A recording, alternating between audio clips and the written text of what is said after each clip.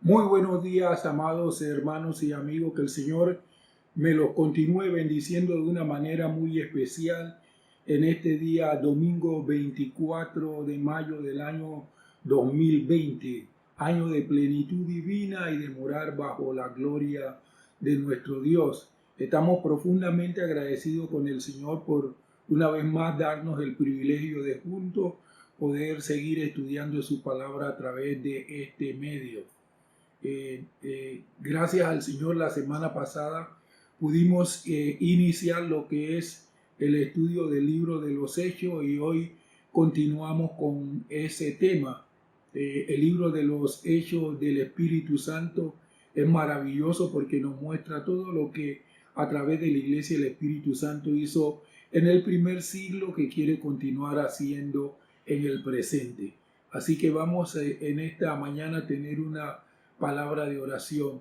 Señor, queremos adorarte y una vez más darte gracias mediante el nombre precioso de nuestro Señor Jesucristo, porque tú eres bueno y tu misericordia es para siempre. Y una vez más tú nos das la oportunidad y el privilegio de poder a través de este medio seguir estudiando tu palabra. En tanto que lo hacemos, que tu Espíritu Santo siga siendo nuestro maestro para que acomode lo espiritual tuyo a lo espiritual nuestro, nos edifique, nos fortalezca y nos establezca en tu palabra, Señor, y en tu propósito. Señor, damos gracias anticipadamente por lo que tú harás con cada uno de nosotros en el día de hoy, porque estamos ávidos de conocerte a ti, de conocer tu voluntad y tu propósito. Muchas gracias. En el nombre precioso de Jesús nos encomendamos a ti, Padre. Amén y amén. Bien, amado, vamos entonces a continuar con el estudio de este libro de los Hechos y hoy yo le presento el tema el mandamiento de Cristo. El mandamiento de Cristo. La semana pasada hablamos de los testigos de primera línea del Señor Jesús. Ahora el mandamiento de Cristo. Hechos 1:8, que es uno de los versículos más conocidos en este libro, nos da la clave. La iglesia fue fundada, establecida y esparcida por creyentes que se convirtieron en testigos de Cristo mediante el poder del Espíritu Santo. El libro de los Hechos, amados hermanos y hermanas, presta especial atención a la parte que Pedro y Pablo desempeñaron en esto. Pero el rápido esparcimiento de la iglesia primitiva en todas direcciones nos demuestra que muchos otros desarrollaron un testimonio eficaz en favor de su Señor resucitado, ascendido y glorificado, que intercedía por ellos. En mi exposición del día de hoy sobre el mandamiento de Cristo, la desarrollaré en dos puntos esenciales. El primero, la promesa del Padre. El segundo, el propósito del Padre. Vamos a ver este primer punto, la promesa del Padre. Está basado en Hechos capítulo número 1, los versículos de el 4 al 8. Y aquí en esta parte solo vamos a ver estos dos versículos, versículos 4 y 5. Dice la palabra de Dios: y estando juntos les mandó que no se fueran de Jerusalén, sino que esperaran el cumplimiento de la promesa del Padre, de la cual me oyeron hablar. Porque Juan, a la verdad, bautizó en agua, pero ustedes serán bautizados en el Espíritu Santo después de no muchos días. El mandamiento de Jesús consistía en que los apóstoles debían permanecer en Jerusalén y esperar la promesa del Padre. Esta promesa del Padre había sido anunciada con anterioridad por Juan el Bautista. El encuentro final del Señor Jesucristo con sus discípulos se produjo en Jerusalén, según nos dice la palabra de Dios. La construcción gramatical griega insinúa que participaron de una comida. Sin duda alguna, los discípulos esperaban regresar a Galilea. Pero el Señor Jesús les ordenó que no se fueran de Jerusalén, como dice la palabra del Señor en Lucas capítulo 24, el versículo 49. He aquí yo enviaré el cumplimiento de la promesa de mi Padre sobre ustedes, pero quédense ustedes en la ciudad hasta que sean investidos del poder de lo alto. El Señor no quería que se esparcieran, ni que procuraran transmitir el Evangelio según sus propias fuerzas. Quería que estuviesen juntos como un cuerpo el día de Pentecostés. Debían esperar juntos la promesa del Padre, según Juan 14:16. Y yo rogaré al Padre y les dará otro consolador para que esté con ustedes para siempre. Mateo capítulo 3, versículo 11. Yo a la verdad los bautizo en agua para arrepentimiento, pero el que viene después de mí, cuyo calzado no soy digno de llevar, es más poderoso que yo. Él les bautizará en el Espíritu Santo y fuego. Amados hermanos y hermanas, Juan el Bautista mencionó esta promesa del Padre al comienzo de su ministerio. Juan identificó a Jesús no solamente como el Cordero de Dios que quita el pecado del mundo, sino como el poderoso bautizador que bautizaba en el Espíritu Santo.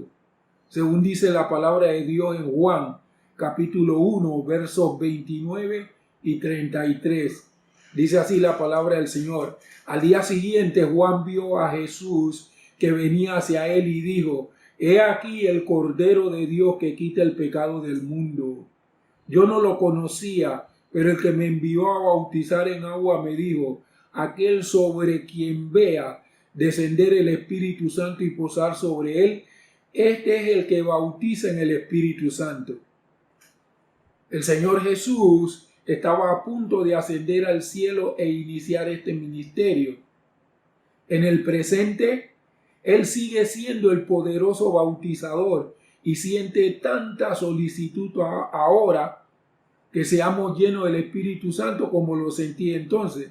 Recuerden que la palabra de Dios dice que Jesucristo es el mismo ayer y hoy y por los siglos. O sea, el Señor no cambia, es inmutable. De la misma manera en que el Señor trabajó en la iglesia del primer siglo, Él trabajará en la iglesia del último tiempo, porque es necesario que a través del poder del Espíritu Santo la iglesia sea limpiada, purificada, que la iglesia le sea quitada toda mancha y que pueda marchar en la gloria y la grandeza del Dios que hizo los cielos y la tierra.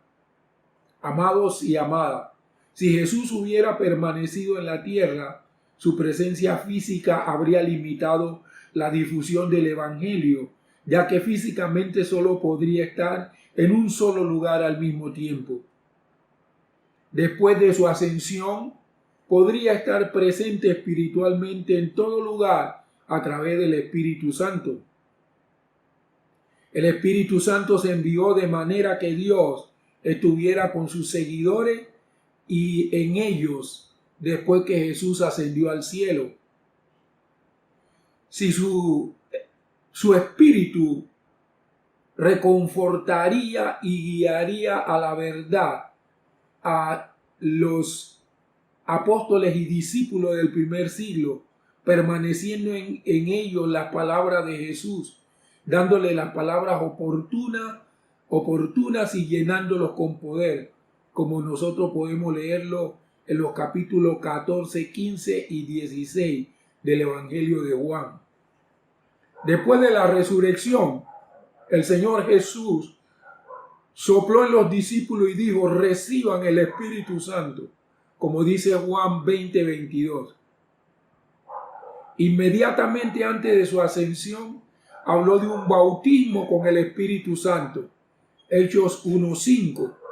Porque Juan a la verdad bautizó en agua, pero ustedes serán bautizados en el Espíritu Santo después de no muchos días.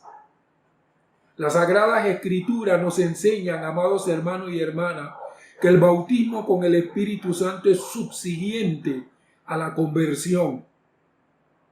Vamos a ver algunos ejemplo que nos muestra la palabra del Señor con relación a lo que es el bautismo con el Espíritu Santo. 1. El incidente en Samaria. Después de que Felipe hubiese predicado a Cristo en la ciudad de Samaria, había numerosos indicios de vidas cambiadas, incluso el bautismo en agua, como dice Hechos 11:12. Pero cuando creyeron a Felipe mientras anunciaba el evangelio del reino de Dios y el nombre de Jesucristo, se bautizaban hombres y mujeres. Más tarde, Pedro y Juan fueron a Samaria e impusieron las manos sobre los creyentes, con el resultado de que tuvieron otra experiencia. Aparte de la conversión y aparte del bautismo con agua, ellos tuvieron otra experiencia. Hechos 8:17 dice: entonces les impusieron las manos y recibieron el Espíritu Santo. Fueron bautizados con el Espíritu Santo. 2. La experiencia de Saulo. En el camino a Damasco, Saulo tuvo una experiencia cumbre, en virtud de la cual llamó a Jesús Señor, a quien había odiado. Hechos 9:6. Pero levántate, entra en la ciudad y se te dirá lo que te es preciso hacer. Más tarde, Ananías visitó a Saulo a fin de que fuese lleno del Espíritu Santo, como dice Hechos 9:17. Entonces Ananías fue y entró en la casa, le puso las manos encima y dijo: Saulo, hermano, el Señor Jesús, que se te apareció en el camino por donde venías, me ha enviado para que recuperes la vista y seas lleno del Espíritu Santo. 3. Los ancianos de Éfeso.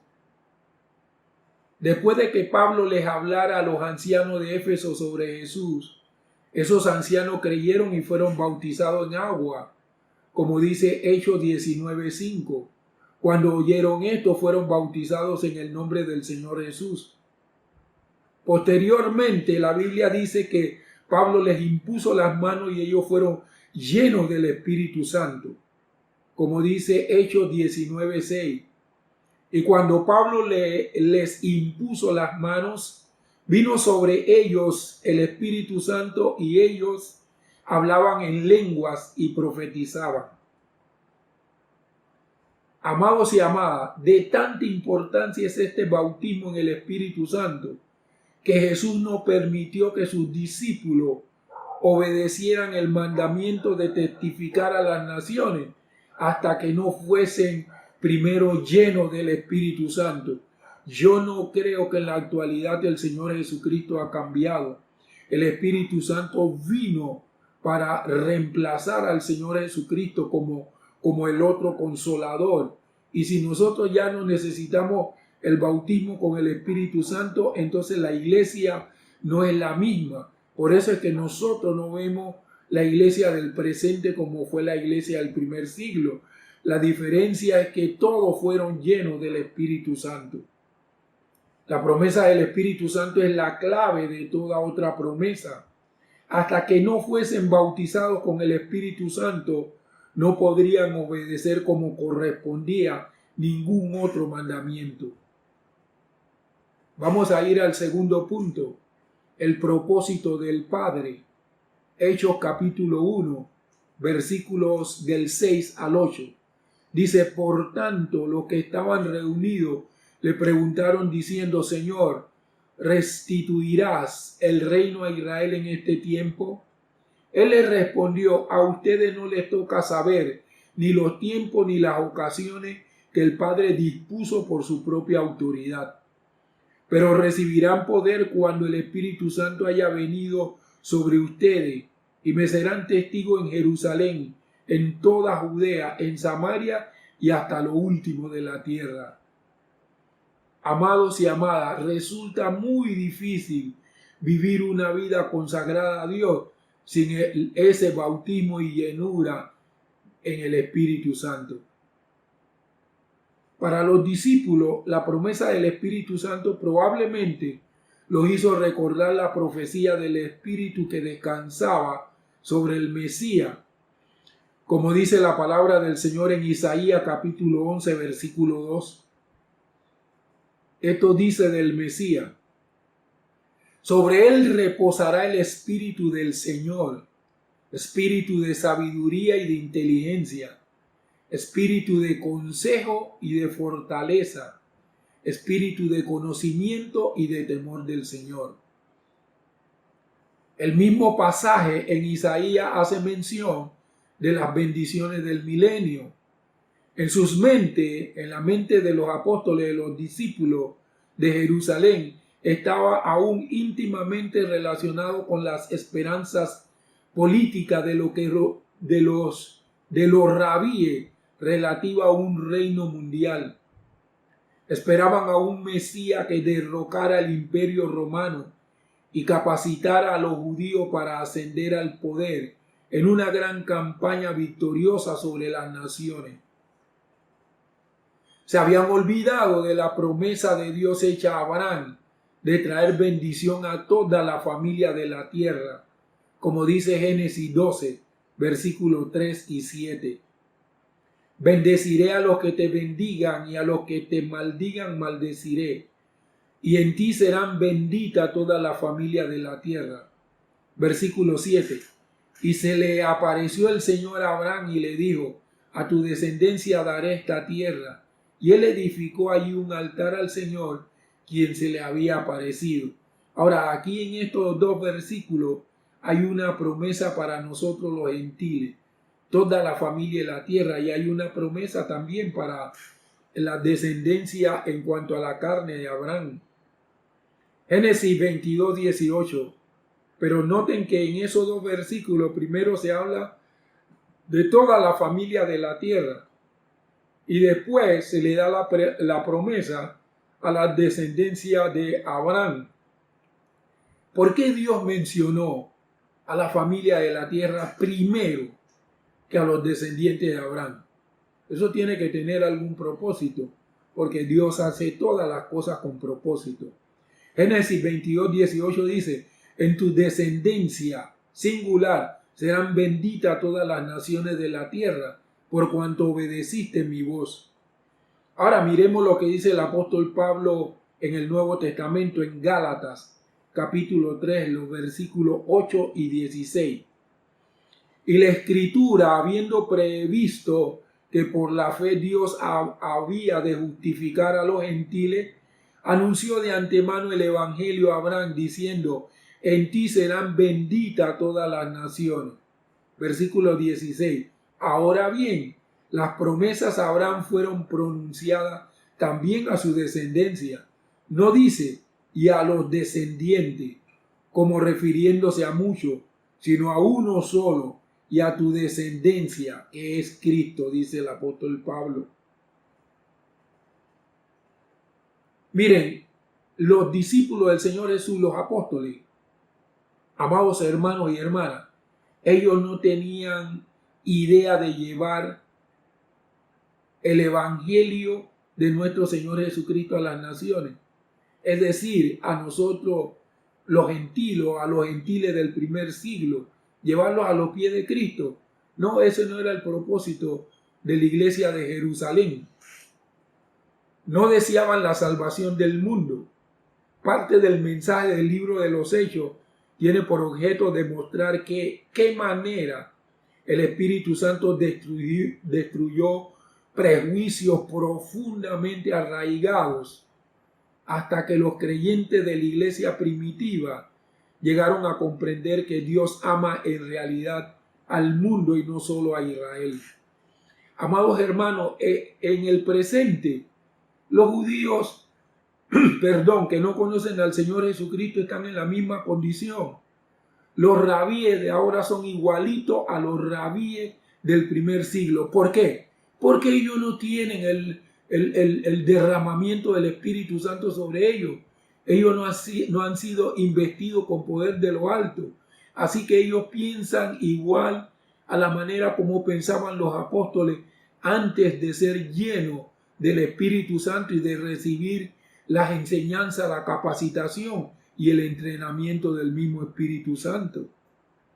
Por eso el Señor Jesucristo, hablando con Nicodemo, le dijo acerca del amor de Dios, porque Nicodemo era uno de los principales de los judíos. Y estas son las palabras que el Señor Jesucristo le dijo a Nicodemo. Porque de tal manera amó Dios, no dice a Israel, porque de tal manera amó Dios al mundo, lógicamente que Dios ama a Israel, pero ama a todo el mundo, que ha dado a su Hijo unigénito, para que todo aquel que en él cree no se pierda, mas tenga vida eterna. En la mente de Dios nunca estuvo el salvar a los gentiles a través de los judíos. En la mente de Dios estuvo el salvarnos a nosotros a través de la simiente singular de Abraham, nuestro Señor Jesucristo. La familia de la tierra somos bendecidos a través de nuestro Señor Jesucristo.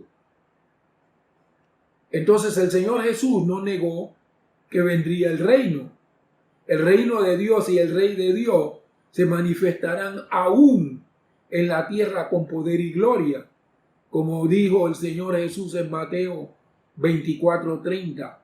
Entonces se manifestará la señal del Hijo del Hombre en el cielo, y en ese tiempo harán duelo todas las tribus de la tierra, y verán al Hijo del Hombre viniendo sobre las nubes del cielo con poder y gran gloria.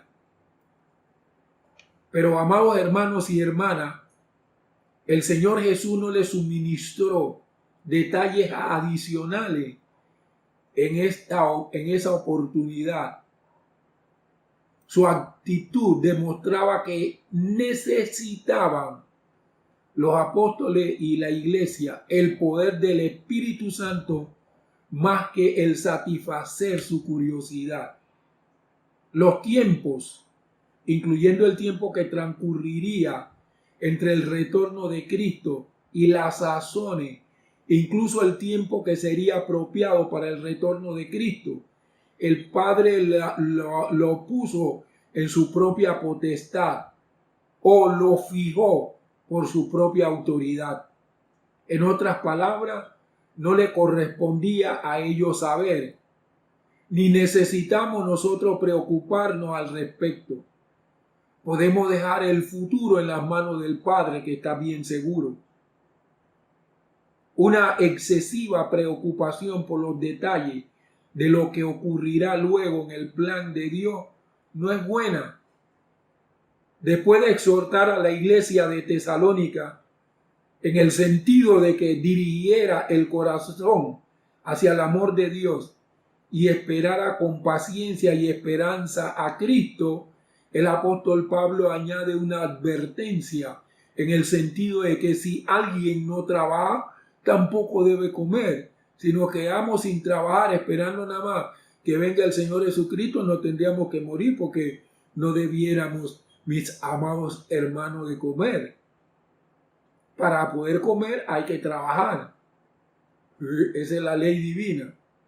Miren lo que dice segunda de Tesalonicenses capítulo 3, los versículos 5 y 10. El Señor dirija el corazón de ustedes hacia el amor de Dios y la paciencia de Cristo. Verso 10. Aún estando con ustedes, los amonestábamos así, que si alguno no quiere trabajar, tampoco coma. A mí me parece como que al Señor no le gustan los vagos. A Dios le gusta realmente la gente que trabaja, la gente que se esfuerza. No se queda esperando que las cosas le lluevan del cielo. El Señor Jesucristo nos ordenó que nos ocupásemos hasta que Él venga, es decir, trabajando por Él. Lucas 19:13. Entonces llamó a 10 siervos suyos y les dio mucho dinero diciéndole: negocien hasta que yo venga. Debemos llevar el evangelio hasta que el Señor Jesucristo regrese o hasta que nos muramos. Nuestra tarea, según el versículo 8, constituye el llevar el mensaje. El propósito que debe animar a todo seguidor de Jesucristo debe ser el de ser testigo de Él. La autoridad para ejercer esa función debe proceder de Jesús, pero el poder nos viene del Espíritu Santo. La visión y la tarea es la evangelización del mundo, como dice Mateo 13:38. El campo es el mundo, la buena semilla son los hijos del reino y las cizañas son los hijos del maligno. Ni debían tampoco esperar los hermanos de la iglesia del primer siglo hasta que hubiesen terminado su testimonio en Jerusalén para comenzar su ministerio de alcance generales. La construcción gramatical indica que el programa de alcanzar las partes más remotas de la tierra debió comenzar de inmediato. Es una gran labor, pero el poder del Espíritu Santo es suficiente para la tarea.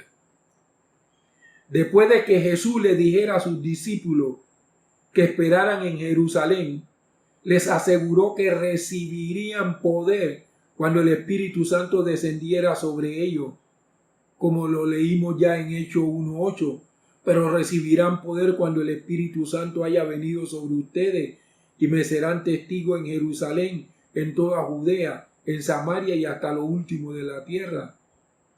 Amados y amadas, es muy importante para los creyentes saber que el poder del Espíritu Santo se manifiesta en sus vidas.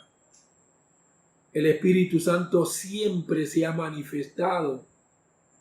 El Espíritu Santo, hablando así como en los términos militares, es el ejecutivo de la deidad. Vamos a ver cómo se ha manifestado el Espíritu de Dios. 1. El poder en la creación. Manifestó su poder en la creación. Las Sagradas Escrituras nos indican que el Espíritu Santo ejerció una parte activa en la creación.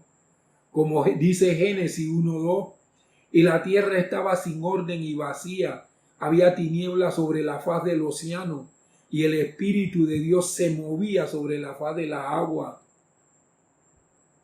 Por el Espíritu Santo fueron adornados los cielos, como dice Job 26:13. Con su soplo adornó los cielos y su mano atravesó a la serpiente furtiva. El segundo ejemplo es el poder del Espíritu Santo en Cristo. Fue por medio del Espíritu Santo que Cristo fue concebido, como dice Lucas capítulo 1 versículo 35. Respondió el ángel y le dijo: el Espíritu Santo vendrá sobre ti y el poder del Altísimo te cubrirá con su sombra, por lo cual también el santo ser que nacerá será llamado Hijo de Dios. Por el poder del mismo Espíritu, Jesucristo fue levantado de entre los muertos, como dice la palabra de Dios en Romanos capítulo 8, el versículo 11. Y si el Espíritu de aquel que resucitó a Jesús de entre los muertos mora en ustedes, el que resucitó a Cristo de entre los muertos también les dará vida a sus propios cuerpos mortales mediante su Espíritu que mora en ustedes. Santo Dios, el Espíritu Santo que nos vivifique a todos con su poder. El tercer ejemplo, el poder del Espíritu para testificar. El apóstol Pablo nos indica que las señales y maravillas fueron hechas por el poder del Espíritu de Dios durante la predicación del Evangelio. Romanos 15:19 dice: con poder de señales y prodigios, con el poder del Espíritu de Dios, de modo que desde Jerusalén hasta los alrededores del Ilírico lo he llenado todo con el Evangelio de Cristo. ¿En qué? Con el poder del Espíritu de Dios, dice el apóstol Pablo. Bueno, hay gente que son mejores que el apóstol Pablo, no necesitan el bautismo y ellos pueden llenar la tierra como la llenaron los hermanos del primer siglo sin el poder del Espíritu Santo. Jesucristo es el mismo ayer y hoy por los siglos. El cuarto ejemplo, el poder en la dificultad. Zacarías nos indica que el poder del Espíritu Santo era suficiente para sobrellevar cualquier dificultad cuando dijo, no con ejército ni con fuerza, sino con mi espíritu, ha dicho el Señor de los ejércitos. ¿Quién eres tú, oh gran monte? Delante de Zorobabel será reducido a llanura. Él sacará la primera piedra con aclamaciones de gracias, gracias a ella.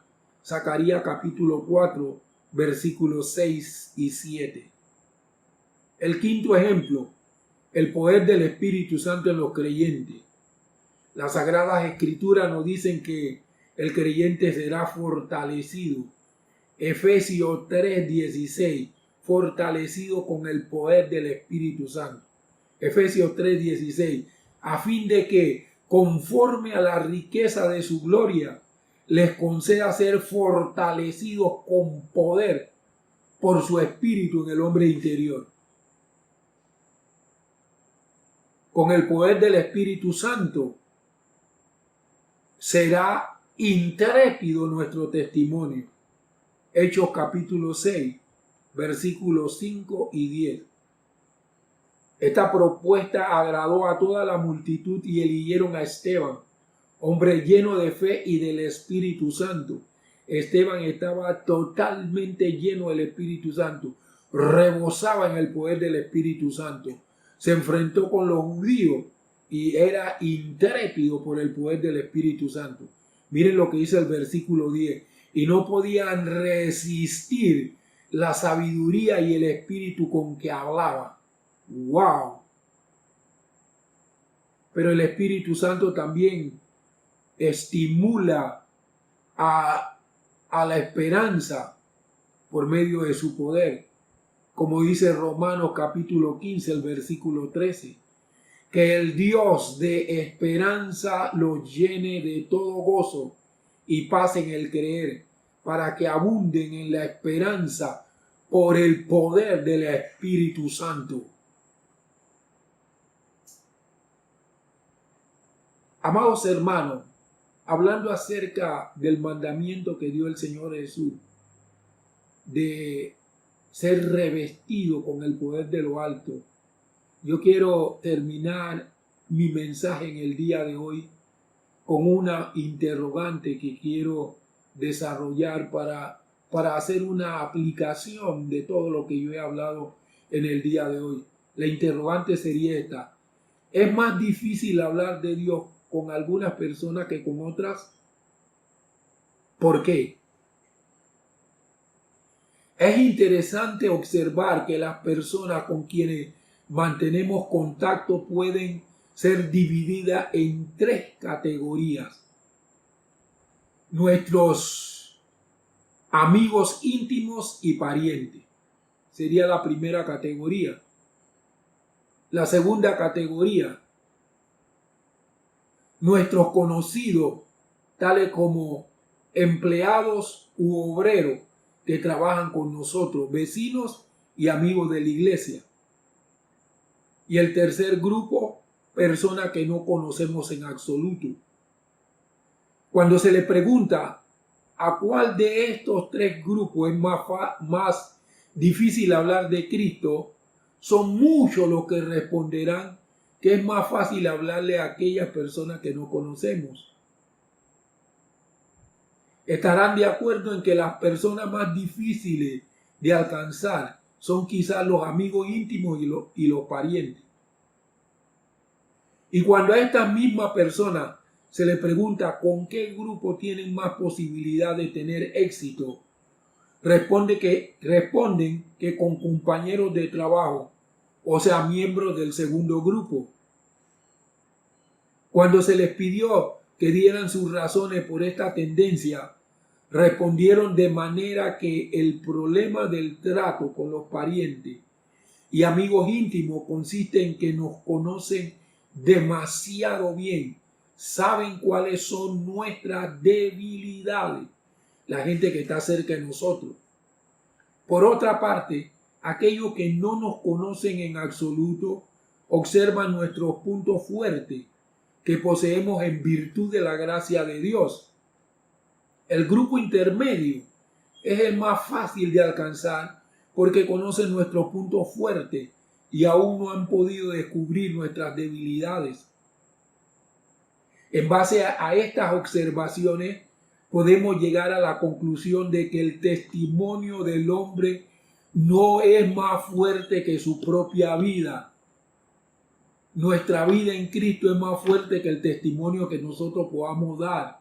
Nosotros fuimos creados a la imagen de Dios conforme a su semejanza. Fuimos creados para proyectar la imagen de Dios aquí en la tierra. O sea, la vida de nosotros, nuestra vida, nuestra propia vida, es el mayor testimonio que nosotros tenemos, amados hermanos. Y eso no podemos tener una vida limpia, una vida íntegra, una vida llena de gloria sin el bendito poder del Espíritu Santo, amado. La fuerza de una vida moral intachable es lo que presta poder a las palabras del hombre. Yo puedo hablar mucho, pero si la gente ve que yo digo una cosa y hago otra, pues, ¿de qué sirve eso, hermano? No tiene fuerza. Pero si yo soy una persona que vivo el Evangelio del Señor Jesucristo, que estoy revestido de humildad, de sencillez y de mansedumbre, y soy lo mismo delante de la gente que del Señor, entonces mi testimonio tiene que ser muy fuerte. Cuando hablo, voy a hablar de acuerdo a la palabra de Dios. Amados hermanos y hermanas, a pesar de posibles deficiencias en nuestra vida, nosotros debemos procurar constantemente parecernos a Cristo, a fin de que nuestro mensaje tenga mayor eficiencia. Y eso nosotros no lo lograremos sin el poder del Espíritu Santo. Porque el Espíritu Santo, el poder del Espíritu Santo trabaja en dos direcciones. Una dirección hacia afuera, que es el poder explosivo, con el cual hace maravillas, milagros y prodigios.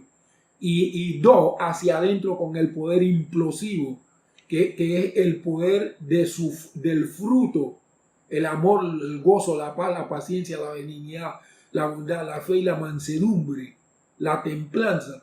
No son otras cosas que el poder del Espíritu Santo manifestándose en el hombre interior de nosotros. Por eso Pablo dijo que sean fortalecidos con poder en el hombre interior, y lo que nos fortalece a nosotros en nuestro ser interior, ese poder del Espíritu Santo, es cuando esas virtudes comienzan a ser formadas.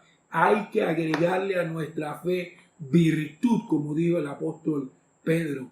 Necesitamos ser llenos del Espíritu Santo. Hermano Leslie, pero ya yo fui bautizado con el Espíritu Santo. Muy bien. Si usted fue bautizado con el Espíritu Santo, usted cada día tiene que tener una experiencia de renovación, de que se renueve esa unción, ese poder del Espíritu Santo en nosotros. No solo para hablar, para testificar, sino para vivir la vida que le agrada a Dios. Vamos, amados, amados, vamos a tener una palabra de oración. Padre, en el nombre de nuestro Señor Jesucristo, te damos gracias por este mensaje. Podemos decir en este día que de la manera en que tú empezaste la iglesia en el primer siglo, vas a concluir la iglesia al final.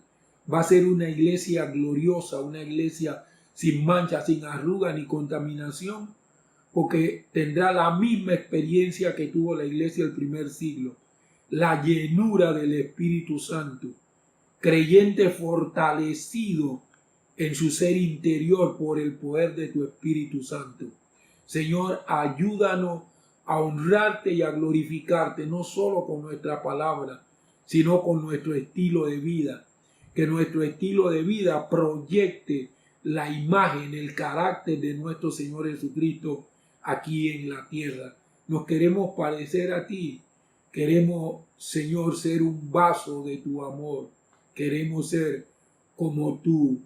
Para ello, Señor, cada día revístenos, renueva ese revestimiento de poder en nosotros por tu glorioso y santo Espíritu.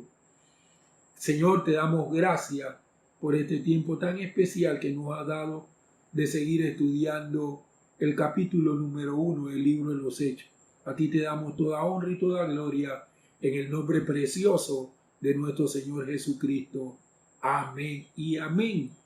Bien, amados hermanos, el próximo domingo seguimos con el estudio del libro de los Hechos para que el Espíritu de Dios nos revele otras verdades contenidas en la palabra del Señor. En tanto que llegue ese tiempo, que el Señor no solamente le bendiga, sino le cubra, lo proteja, lo guarde, de tal manera que usted, el bien de Dios permanezca siempre sobre su vida. Que el Señor les guarde en el nombre precioso de nuestro Señor Jesucristo.